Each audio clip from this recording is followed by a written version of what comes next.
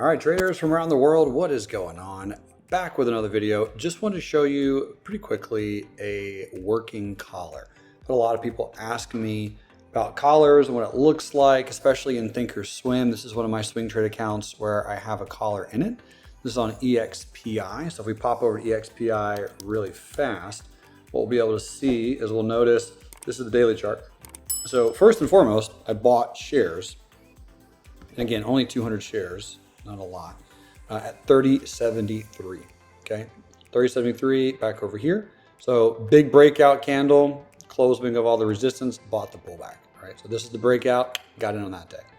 So 30.73, stock ran up, boom, boom, boom, boom, boom. And then right around 41 up here, this was the ninth, right? Bullish candle, huge bullish candle, new high. That's the day I sold and got into the collar. So you'll notice I sold the 47.50 September call, which means 47.50 was all the way up here. So again, I bought the stock at 30. I was going to get called away at 47.50. So that was your worst case scenario, is I make $17 a share approximately. And then I bought a 32.50 put. And the put that I purchased, the exact same expiration at 32.50. Again, my cost basis, 30.73. So this created an unlosable position for that period of time. You'll also notice when I sold the option, where it says trade price, that's the order that it actually got completed under. I sold it for $4.30. The option that I bought for $3.40. So this was a 90-cent credit or $180 for two contracts.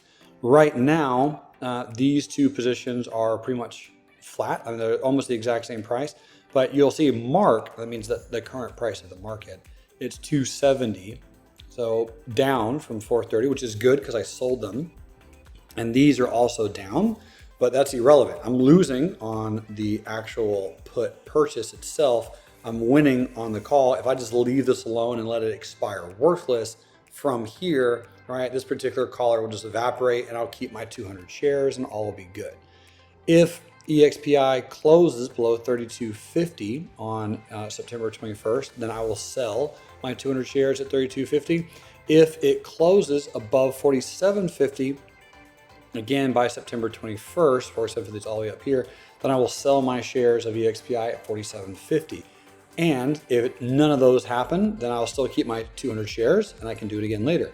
Hopefully, EXPI is up around 45 by September.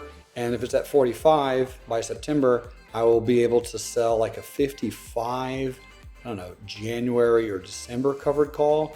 And then I could buy like a 40. So that would even create more positive equity. So collars and the location of collars is all about timing. I do love this stock. I really do like this pullback a lot. I love the fact that it had a split. Here's the weekly chart. I love the run up. I love the big pullback. I love this consolidation. So the longer it consolidates down here, the bigger the run up eventually will be. Take note of that because I truly do think that this stock could easily be at $60 in the next year and a half. Buy low, sell high, be patient, and get paid to play. Folks, that's pretty much it for this video. Thanks so much. You rock.